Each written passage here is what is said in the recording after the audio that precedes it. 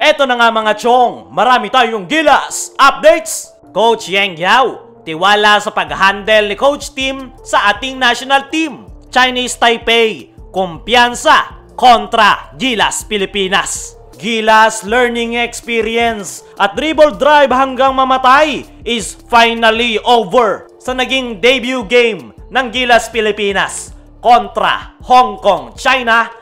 Ay kapansin-pansin nga yung napakalaking pagbabago sa ating national team.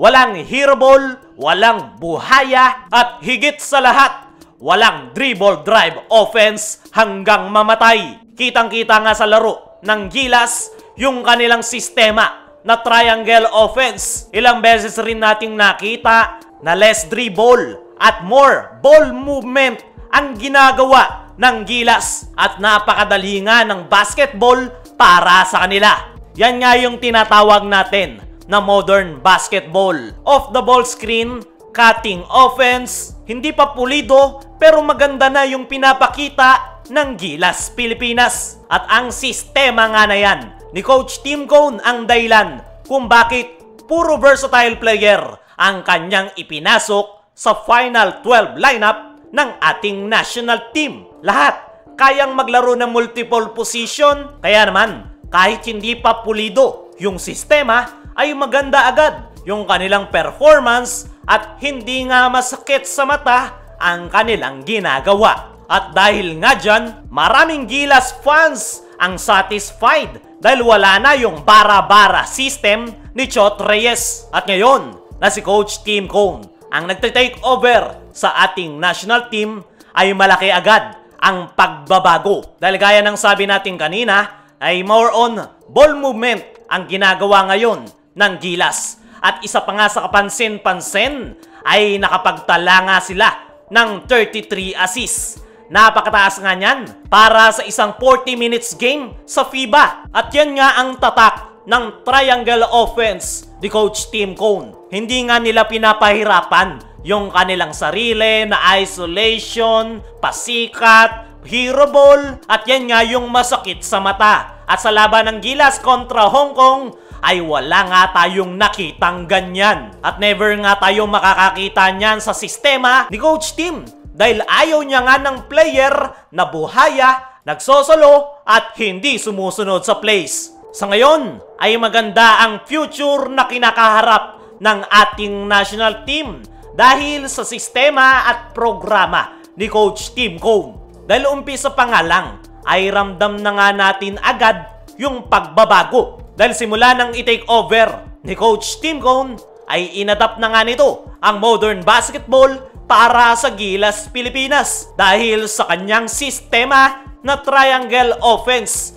balanse rin yung pagpili niya ng players para sa final lineup at talagang iniisip nito ang kapakanan ng ating national team. Ang maganda pa nga kay Coach Tim Cone ay magaling rin ito pagdating sa in-game adjustment. Kontra Hong Kong ay nahirapan nga sila sa zone defense pero yung ginawang adjustment ni Coach Tim ay pinapwesto nito si Scotty sa gitna para masira ang zona at doon na nga sila nakalayo kontra Hong Kong.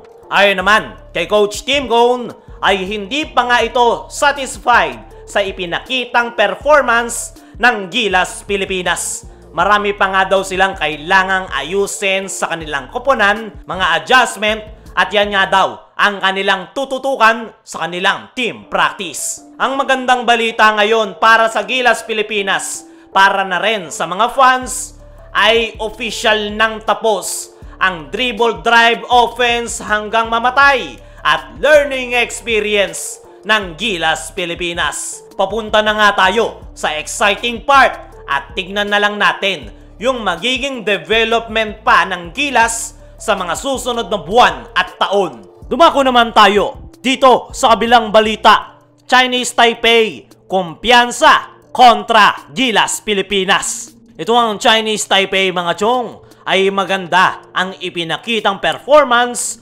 kontra sa powerhouse team na New Zealand. Kaya naman, kumpiyansa nga sila na haharap kontra sa ating national team. at dagdag boost nga sa moral ng Chinese Taipei ang reward na po pwedeng ibigay ng Chinese Basketball Association kapag natalo nila ang Gilas. Ay nga mismo sa head coach ng Chinese Taipei ay ang Gilas Pilipinas daw talaga ang kupunan na pinaghandaan nila ngayong FIBA Asia Qualifiers. Dahil tayo nga raw yung beatable na kupunan at the same time ay bago ang sistema at programa. At yan nga yung gustong i-take advantage ng Chinese Taipei kaya sila kumpiyansa na mananalo kontra Gilas Pilipinas. Hindi nga rin daw sila natatakot at nababahala na home court advantage ng ating national team.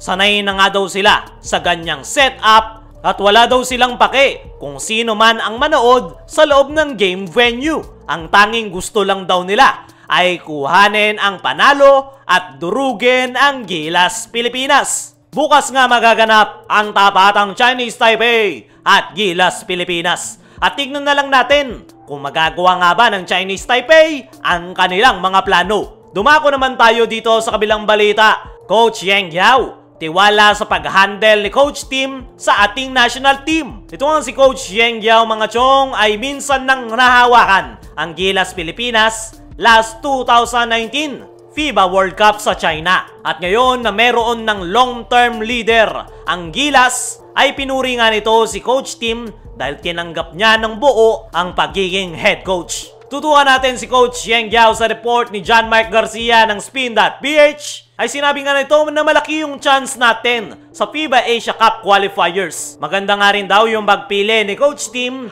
dahil well-balanced ang nabuong lineup. Binigang highlights pa ni Coach Yang yung nagawa ni Coach Tim last Asian Games matapos makuha ang gold medal matapos ang 6 na dekada. Kaya naman kumpiyansa si Coach Yang Yao na nasa mabuting kamay ang Gilas Pilipinas.